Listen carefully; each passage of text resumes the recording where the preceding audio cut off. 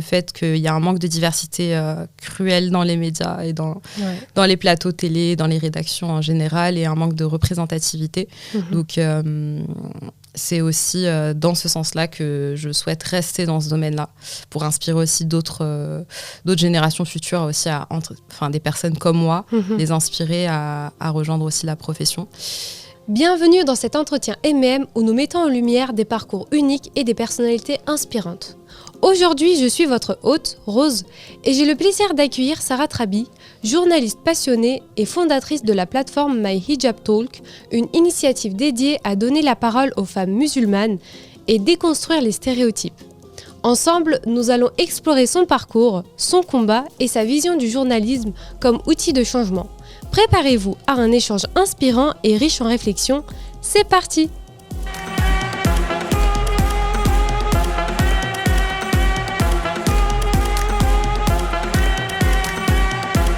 Sarah, bienvenue à toi. Merci d'avoir accepté notre invitation. C'est un honneur de t'accueillir ici, avec nous.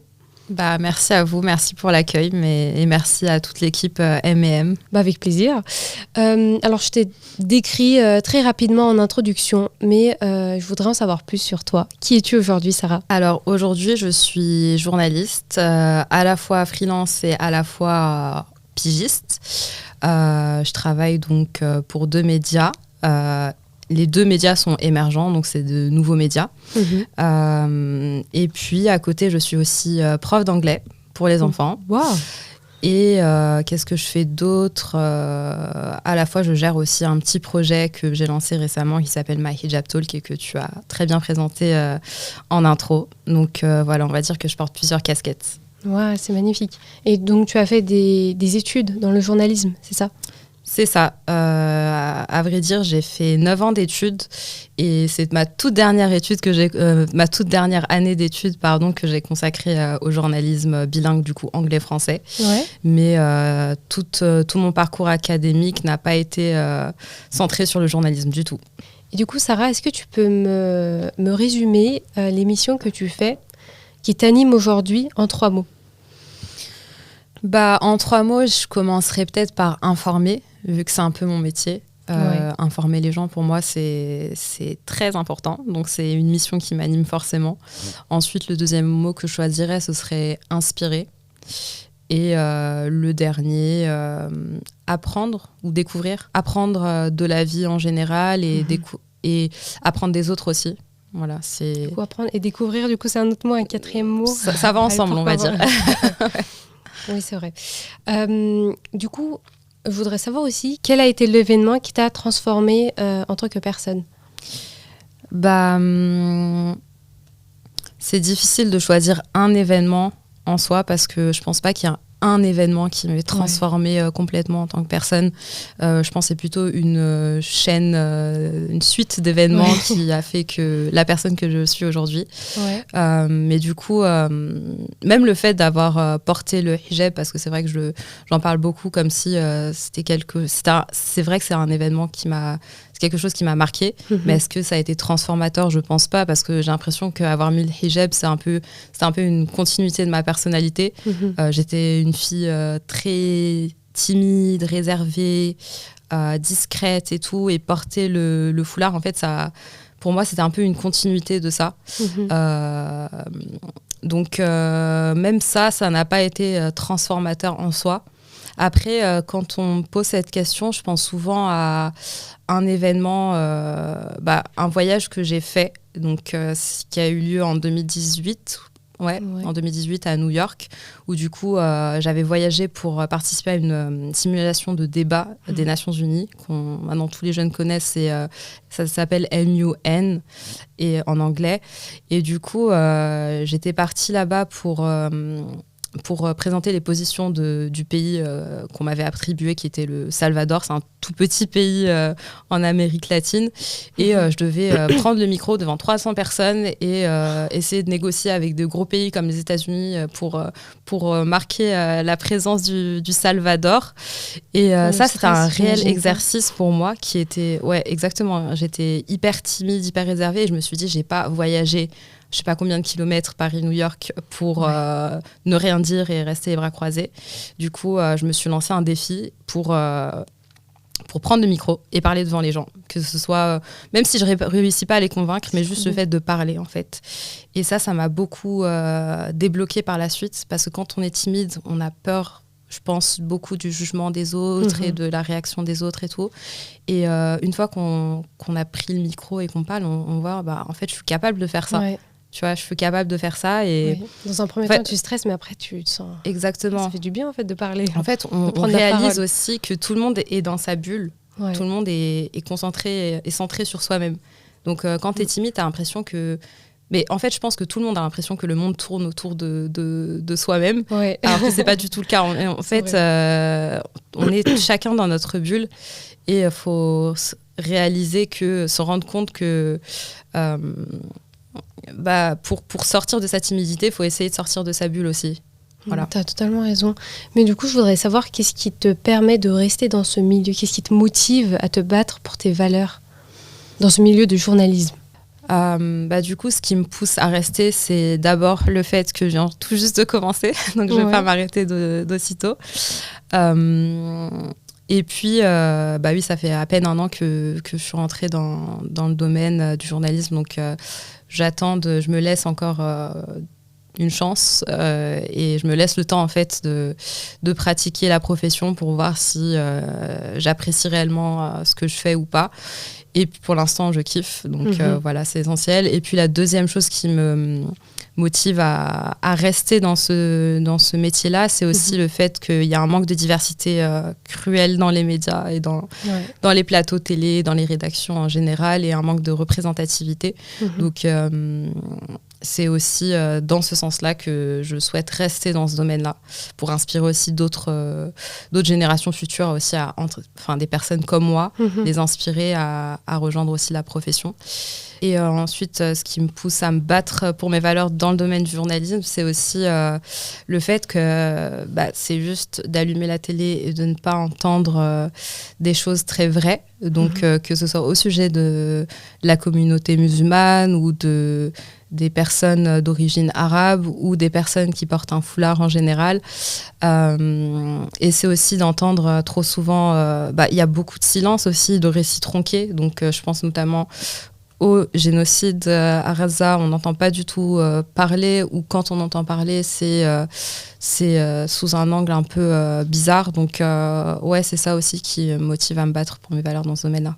D'accord. Et par rapport à ton plateforme que tu as créée, My Hijab Talk, c'est quoi ta vision, la vision que tu as à long terme pour cette plateforme ? À long terme, My Hijab Talk, j'aimerais que ça soit un espace, un lieu de mémoire, à la fois de mémoire et de transmission, de mémoire pour que les femmes qui sont invitées à parler parlent de leur vécu et racontent un peu tout ce qu'elles ont vécu jusqu'à présent depuis qu'elles ont porté le hijab, pour que comme ça les générations futures puissent se rappeler et être au courant de ce qu'elles ont pu vivre en portant le hijab en France, mais aussi de transmission, parce que parler en fait c'est transmettre. Et puis c'est aussi, j'aimerais aussi que ça soit un espace d'entraide en fait, parce que aussi pour réconcilier les femmes avec leur identité, mais aussi pour qu'on puisse tout simplement, le fait de parler, c'est aussi, je pense, bénéfique pour elles. Il y a beaucoup de femmes qui ont des vécus un peu on va dire sensibles, mais et qui n'en ont pas forcément parlé. Ou pas oser parler, et je pense que c'est aussi bénéfique d'en parler, donc ça fait du bien, et voilà, c'est un peu l'objectif que j'ai avec My Hijab Talk, que je compte poursuivre. Et j'aimerais aussi que My Hijab Talk, dans un avenir proche ou lointain, ait contribué ne serait-ce qu'un petit peu au changement de regard que les personnes ont des musulmans et des musulmanes.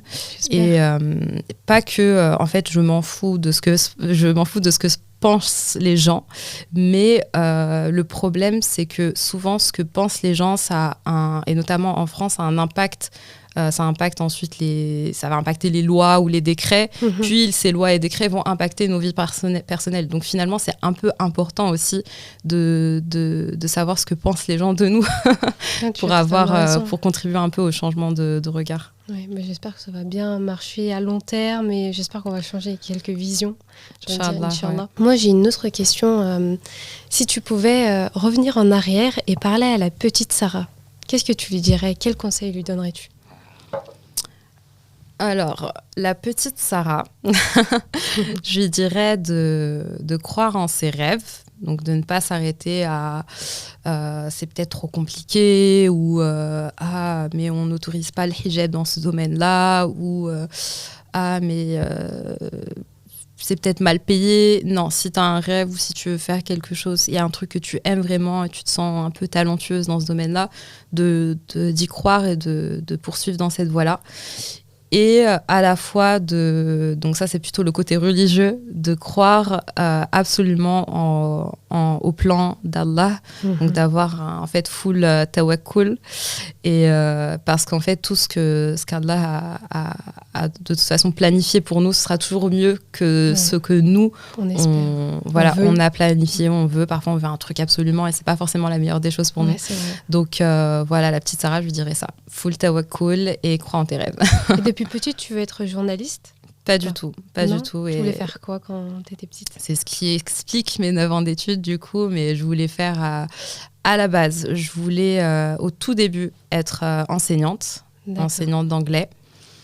Puis, j'ai découvert l'architecture et la décoration d'intérieur et je voulais me lancer là-dedans.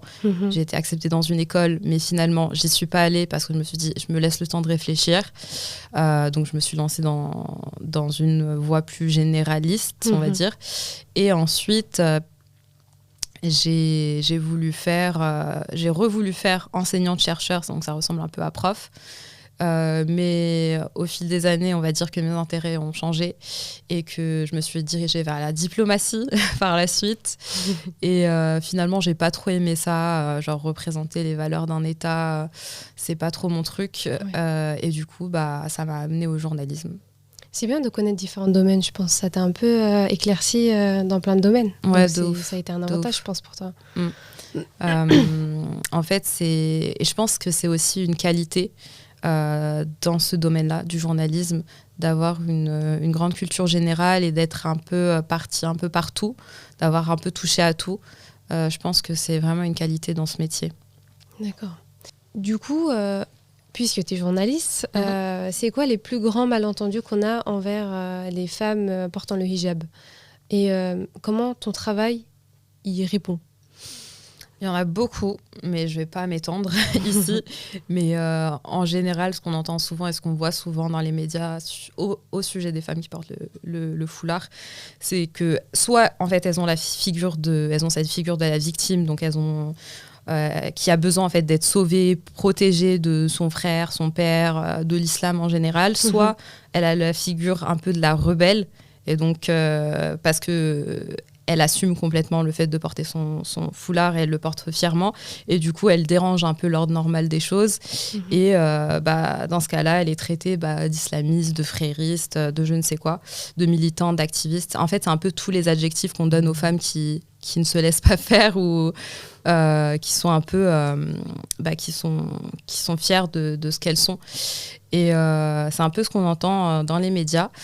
Et moi, mon travail, comment j'y remédie, c'est que justement, j'ai envie de montrer à travers My Hijab Talk la pluralité des récits, des discours, la diversité et la nuance aussi. J'ai envie d'apporter de la nuance. En fait, nous, on nous considère souvent comme un groupe homogène. C'est les femmes voilées. En fait, on n'a pas de personnalité, on n'a pas d'individualité. Et c'est un peu ce que j'ai envie de remettre les pendules à l'heure, en fait, avec My Hijab Talk, et de rappeler qu'on est des individus, qu'on a toutes, on est uniques. Certes, on a cette chose en commun qu'on porte, mais ça reste un vêtement, en fait. On a les mêmes valeurs, on peut avoir les mêmes valeurs, mais voilà. Voilà, on a beaucoup de différences aussi. Et c'est aussi un autre objectif que j'ai avec My Hijab Talk, c'est aussi de réhumaniser les personnes qu'on a trop souvent réduites à des symboles politiques et religieux. Donc, et c'est ce qu'on entend aussi souvent dans les médias, qu'on nous réduit à une symbolique religieuse ou bien politique. On nous associe souvent à la politique. Et finalement, ce que je cherche aussi, c'est à restituer la parole.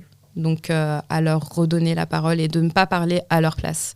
Et c'est vraiment un truc dont on manque cruellement en France, notamment dans les médias, à notre propos, c'est qu'on ne nous donne pas assez la parole. On parle de nous, mais nous, on ne parle pas. Sans parler à nous. On parle de nous sans parler à nous. Ouais. Sarah, si tu pouvais interroger une personne vivante ou non, ça sera qui ? Je t'avoue que c'est pas une question facile et j'y ai beaucoup réfléchi. Mais du coup, je vais te dire Maya Angelou. Parce que déjà, je kiffe les citations. Enfin, à chaque fois, je suis abonnée à... Bon, j'utilise plus trop Facebook, mais j'étais abonnée à sa page Facebook et à chaque fois, il sort des quotes en fait, de Maya Angelou qui sont hyper inspirantes. Et pourquoi elle ? Parce qu'en fait, elle a un vécu assez tragique et elle a vécu des discriminations, le racisme, des violences sexuelles même. Mais elle a réussi, en fait, avec ses mots, à inspirer les gens et à monter au-dessus de tout ça. Et c'est ce que je veux faire, en fait. Moi, je veux inspirer par les mots. C'est ça qui m'anime beaucoup aussi. Et elle-même a été journaliste au Ghana, etc. Son parcours m'inspire beaucoup. Donc, malgré toutes les difficultés, elle a réussi à baisser les bras. Elle n'a pas baissé les bras et elle a réussi à inspirer pas mal de monde à travers ses écrits. Donc, je dirais Maya Angelou, je l'écouterai pendant des heures. D'accord. Je te remercie, Sarah. Merci d'avoir répondu à toutes mes questions. Je t'en prie, c'était un plaisir. À vous qui nous écoutez, j'espère que cet entretien vous a touché et inspiré. N'oubliez pas que chaque voix compte et que chaque geste, aussi petit soit-il, peut contribuer à un monde plus inclusif et respectueux. Les défis peuvent devenir des opportunités pour créer du changement. Si cet épisode vous a plu, partagez-le autour de vous et rejoignez-nous pour d'autres récits inspirants. Prenez soin de vous et continuez à avancer avec foi et détermination. À très bientôt!